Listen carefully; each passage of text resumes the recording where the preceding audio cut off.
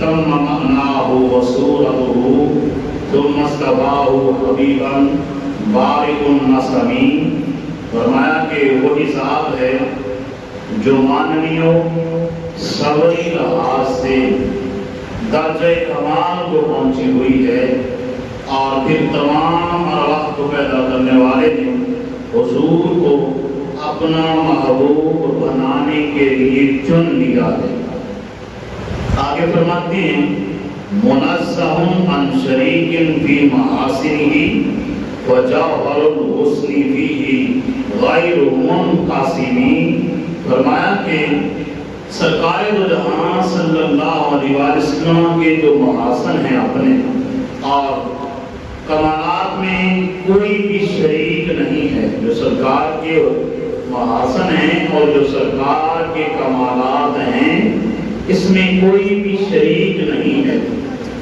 حضور کے حسن و کمال کا جوہر منقسم نہیں ہے، یعنی تقسیم نہیں کیا، یعنی حسن کی تمام اعضائیں حضور کی ذات میں جمع ہے، مجتمع ہے.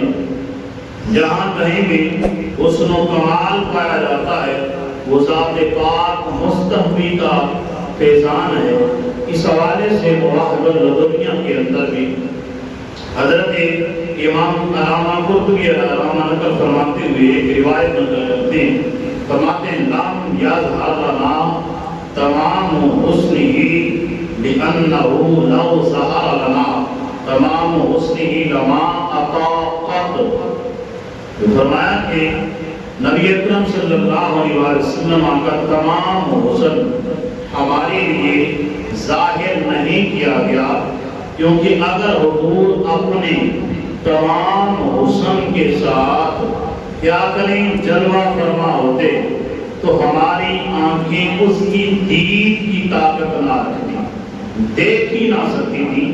اعیننا رؤیتہ صلی اللہ تعالی علیہ وسلم لعجزنا وعن ذلک. فرمایا کہ ہماری آنکھوں کے اندر وہ طاقت ہی نہیں کہ جو سرکار کو دیکھ سکے. اگر سرکار اپنے پورے حسن و جمال کے ساتھ کائنات عالم میں آتے تو کوئی آنکھ بھی سرکار کی دید کرنے کے قابل نہ رہتی. وہ حسن ہے حضور کا.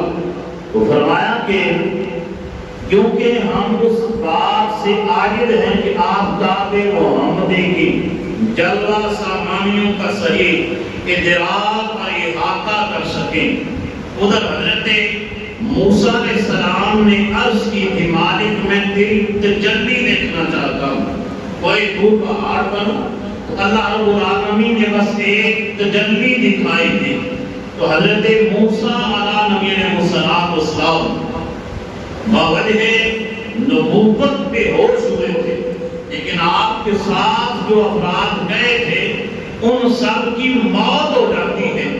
ادھر تو ہے محبوب رب العالمین خاتم الانبیاء جناب حضرت محمد مصطفیٰ صلی اللہ علیہ وسلم، ان کے حسن و جمال کا کیا عالم ہوگا.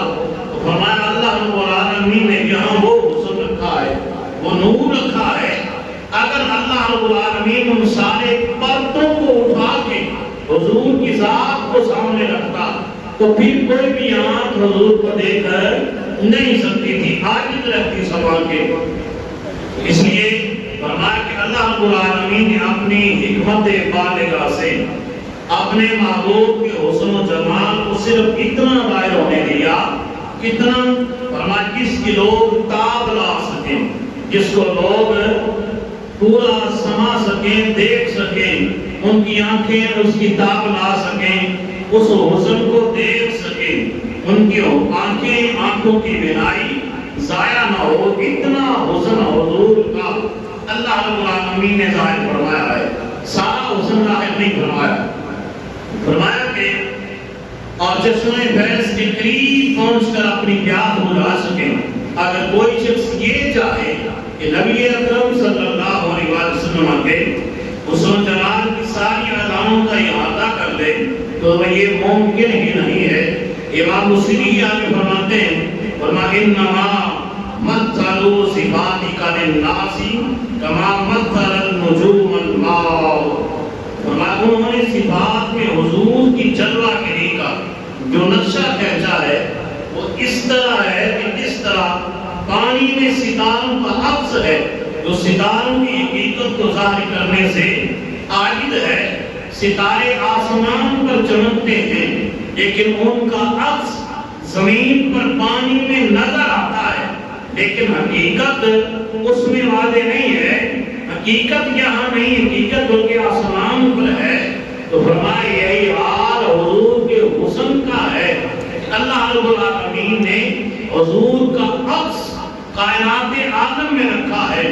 پورا حسن حضور کا کائنات میں نہیں رکھا، کیوں؟ اس لیے کہ لوگ اس حسن کی تاب نہیں لا سکیں گے، حضور کو دیکھ نہیں سکیں گے۔